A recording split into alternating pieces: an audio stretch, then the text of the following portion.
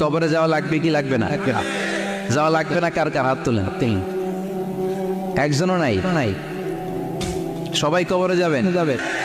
যাওয়া লাগবে, কেউ বাঁচতে পারবে না। দাদা চলে গেল, বাবা চলে গেল, মামা চলে গেল, আমারও যাওয়া লাগবে। সেলিব্রিটি চাই, আরো সম্পদের পাওয়ার চাই।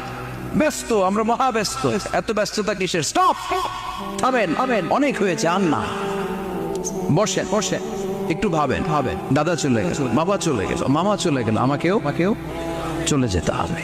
মাঝে মাঝে কবরস্থানে যাবেন, যে একটু দেখবেন এই কবরস্থানে শিশুরা শুয়ে আছে, কিশোররা শুয়ে আছে, আপনার মতো তাগড়া যুবকরা শুয়ে আছে, ওদেরও রক্ত গরম ছিল আপনার মতো।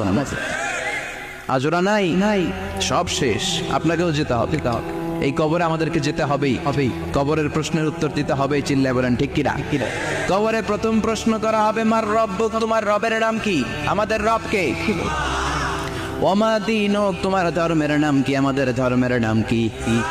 বিশ্ব নবীর চেহারা দেখিয়ে বলা হবে, এই লোকটাকে তুমি চিনো কিনা? চিনি না আমরা। আমাদেরকে জিজ্ঞেস করা হবে, রব কে? বলবো আল্লাহ। ধর্ম কি? বলবো ইসলাম। এই লোকটারে চিনো নাকি? আমরা বলবো চিনি, আমাদের প্রাণের নবী মুহাম্মদ সাল্লাল্লাহু আলাইহি। তিনটা প্রশ্নের উত্তর করতে পারলে এডিশনাল আর একটা প্রশ্ন, ওমা ইলমুক। এই তিনটা প্রশ্নের উত্তর জানলা কেন? নকল করছো নাকি?